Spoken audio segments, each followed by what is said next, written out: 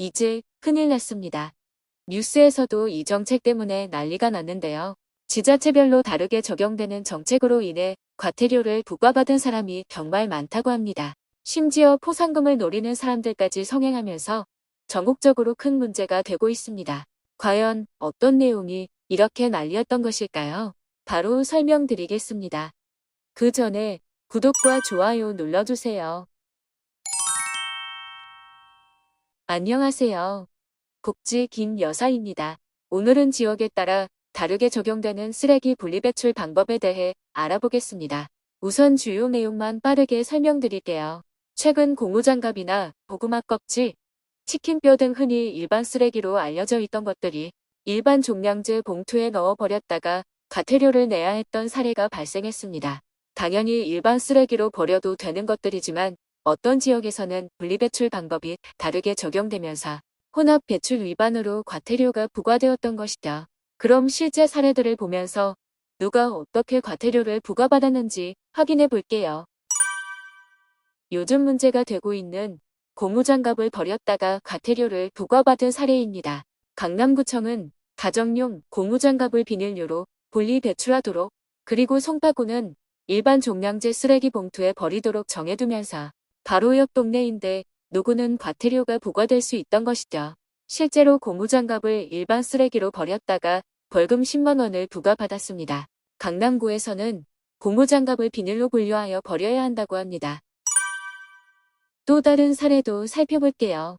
요즘 배달음식 많이 시켜 드실 텐데요. 배달음식을 먹고 나온 쓰레기에 양념이나 음식물 일부가 묻어있는 채로 버렸다가 과태료를 부과받았던 사례도 있습니다. 분명 오염된 쓰레기는 분리수거 대신 일반 쓰레기로 분류하고 있었는데 말이죠. 이제는 일회용 쓰레기도 설거지까지 해서 분리 배출해야 한다고 합니다. 특히 가장 문제가 되는 부분은 고구마 껍질이나 대파뿌리, 치킨뼈에 살이 남아있는 경우에도 과태료가 부과되고 있습니다. 심지어 강아지의 토사물도 음식물 쓰레기로 분리하라고 하는 일이 있다고 하니깐요. 지역에 따라 각별한 주의가 필요하겠네요. 그런데 최근 들어 일반 쓰레기 배출 후 과태료를 부과받았다는 사람이 많이 늘어났을까요?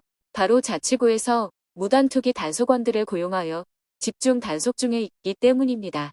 무단투기 단속원들은 배출된 종량제 봉투를 직접 열어보고 배출 위반이 될 만한 쓰레기를 찾아냅니다. 그리고 과태료를 부과하게 되는 것이죠.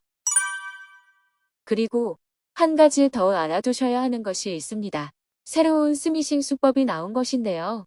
앞서 말씀드린 내용대로 갑작스럽게 과태료를 부과받는 일이 많다 보니 신뢰할 수 있는 사람 또는 기업이 보낸 것처럼 가정하여 개인 비밀 정보를 요구하거나 소액 결제를 유도하고 있습니다.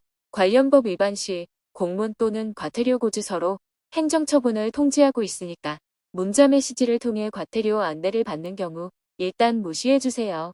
관공서 사칭 메시지를 받으면 절대 링크를 누르지 말고 바로 해당 시군 대표 번호로 전화해 해당 부서의 사실관계를 확인하셔야 합니다. 이번 방법 중 하나로 경찰청 어플 시티즌 코난을 설치하면 어느 정도 예방이 가능하니 관심 있는 분들은 경찰청 어플을 설치해 보시기 바랍니다. 그리고 이미 스미싱 문자를 받았던 사람이라면 정무민원 안내 콜센터 110 또는 불법 스팸 대응센터 118이나 경찰서로 연락해 주시기 바랍니다. 마지막으로 많이 헷갈리는 분리배출 방법을 알려드리겠습니다.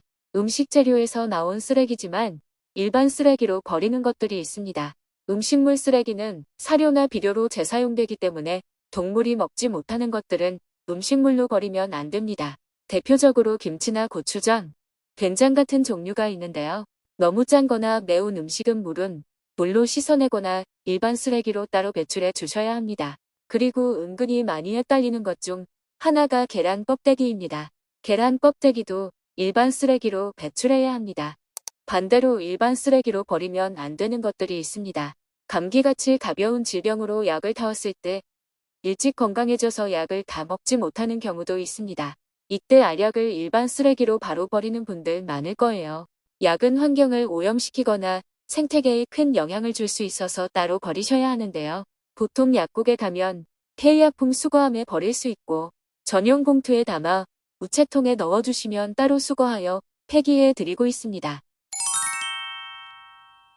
오늘은 쓰레기 분리배출과 관련된 내용을 소개해 드렸는데요. 돈을 받는 정책보다 과태료를 피할 수 있는 방법을 알아두시는 것도 경제적으로 크게 도움이 될 수 있습니다. 지원금 소식과 더불어 과태료 정보도 확인해 보시면 좋을 것 같네요. 다음에도 경제적으로 도움될 만한 정부 정책, 복지 정보를 소개해 드릴 수 있도록 더욱더 노력하겠습니다. 오늘 내용이 유익하셨다면 구독과 좋아요 부탁드립니다.